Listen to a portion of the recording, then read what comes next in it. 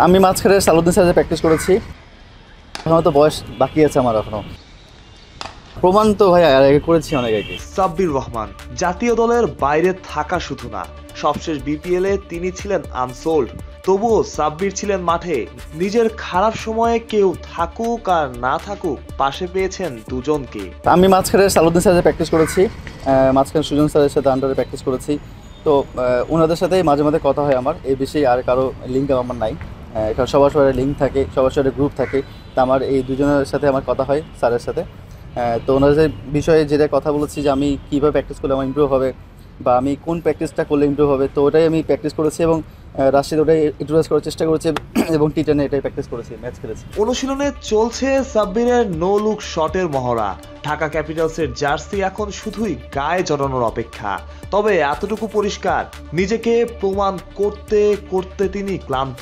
প্রমাণ তো ভাই আগে করেছি অনেক আগে, বাট আমি নিজেকে মেলে ধরতে পারি, এটা ইম্পর্টেন্ট আমার জন্য, লাইফের জন্য। আর কনফিডেন্স যেটা বললেন যে আমি একটা বড় টুর্নামেন্ট খেলে এসেছি শ্রীলঙ্কাতে, ওইটা ইন্টারন্যাশনাল মধ্যে ধরা পড়ে। তো নার্ভাসটা আই হোপ যে নার্ভাস হবো ইনশাল্লাহ। দু একটা ভালো রান করতে পারলে আমার কনফিডেন্স আরও বিল্ড আপ করবে এবং টিমের যে রোল থাকবে, আমার যে টিমের যে সিচুয়েশন থাকবে সেটা অনুযায়ী খেলার চেষ্টা করবো। সবশেষ বিপিএল এ দল না পাওয়া সাব্বিরের আত্মবিশ্বাসের জায়গা টি10 লিগ। সাব্বির প্রস্তুত করছেন নিজেকে নতুন একটা শুরুর অপেক্ষাতে। বিপিএল খেলি নেই আসলে, এটা তো আমার হাতে না আসলে, এটা যার যার টিমের ব্যাপার, সে ওদের প্ল্যানিংয়ের বিষয় আর কি। টিম চান্স পাইনি, আবার চান্স পেয়েছি, এটা আমার কামব্যাক আছে বিপিএলের জন্য। আর বাংলা টাইগার্স যেটা বলছেন, যেটা আমার রোল ছিল, টিমের রোল। আর টি10 খুব ফাস্ট খেলা আসলে ভাই, কোনো ডিফেন্স বা বল দেখার টাইম নাই, যেটা আমি জিম্বাবুয়েতে বুঝেছি। প্রথম 2 ম্যাচ বোঝার পরে বুঝছেন এখানে আসলে টাইম নেওয়ার সময় নাই।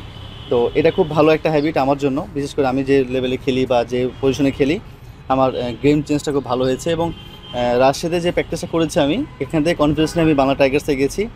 এটাই ইউটিলাইজ করেছি, চেষ্টা করেছি এখান থেকে কীভাবে রান করা যায়, কীভাবে আমার স্ট্রাইকটা বাড়ানো যায়, আর টিম হিসেবে খেলা যায়। তো এই জন্য হয়তো ভালো হয়েছে আলহামদুলিল্লাহ। এখন পর্যন্ত সাব্বিরের আক্ষেপ যতটা, তার চাইতে বেশি বোধ হয় সাব্বিরকে নিয়ে ভক্তদের আক্ষেপের জায়গাটা। তিনি যে জ্বলতে থাকা একটা তারা, যা অমাবস্যার অন্ধকারে ঠেকে যায়। মানুষ প্রত্যয়, বিডি ক্রিক টাইম।